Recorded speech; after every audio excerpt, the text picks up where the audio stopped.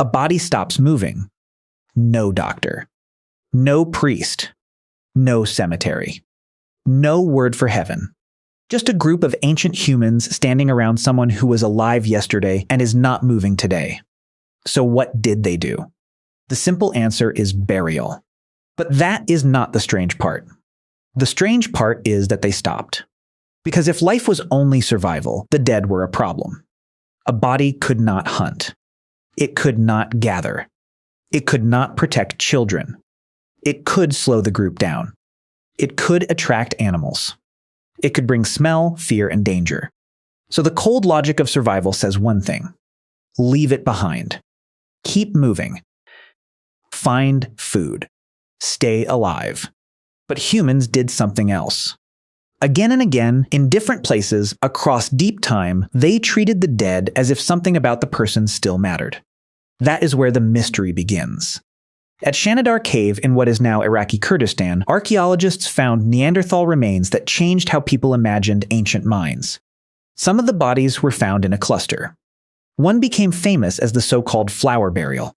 That flower idea is debated now. Poland can enter caves in more than one way. But the deeper point did not disappear. There were bodies in a place where other bodies had also been placed. That is strange. Because a cave is not just a hole in the earth. It can become a memory. A place the living return to. A place where the dead do not fully vanish.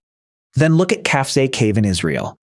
There, early modern humans were buried roughly around 90 to 100,000 years ago. Some burials were not random. Bodies were placed.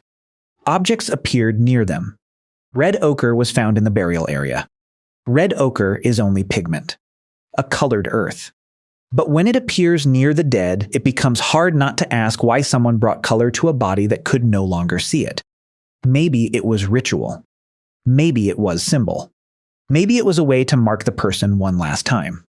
We have to be careful. Archaeology cannot read ancient thoughts directly. A bone does not tell you what someone believed.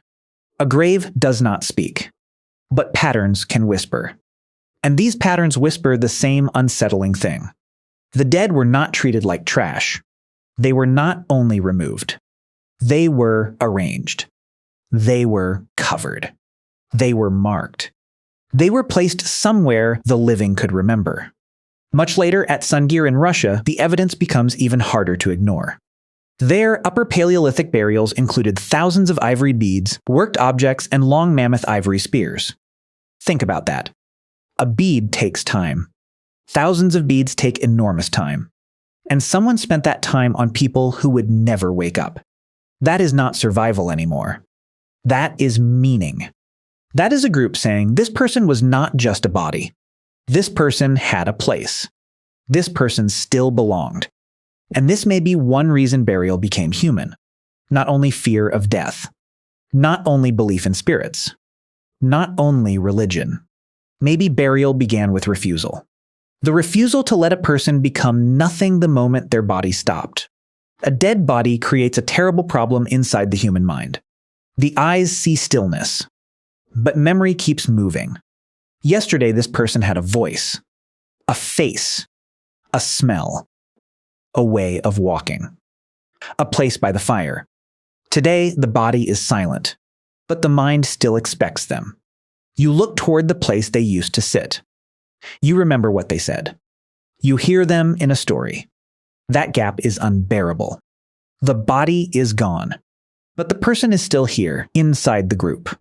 So ancient humans may have done what humans still do. They made the invisible visible. A grave says, this happened. This person was here. This place matters now. Objects beside the body say, this was not just meat and bone. This was someone. Red color says, pay attention. Do not pass over this too quickly. Maybe this is why death may have changed the human mind. Because death forces imagination.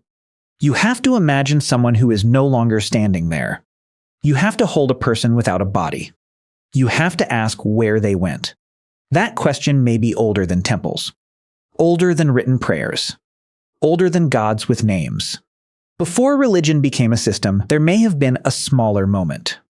A group around a body. A silence. a decision.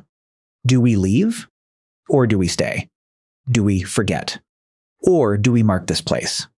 And once humans marked the dead, they also marked themselves.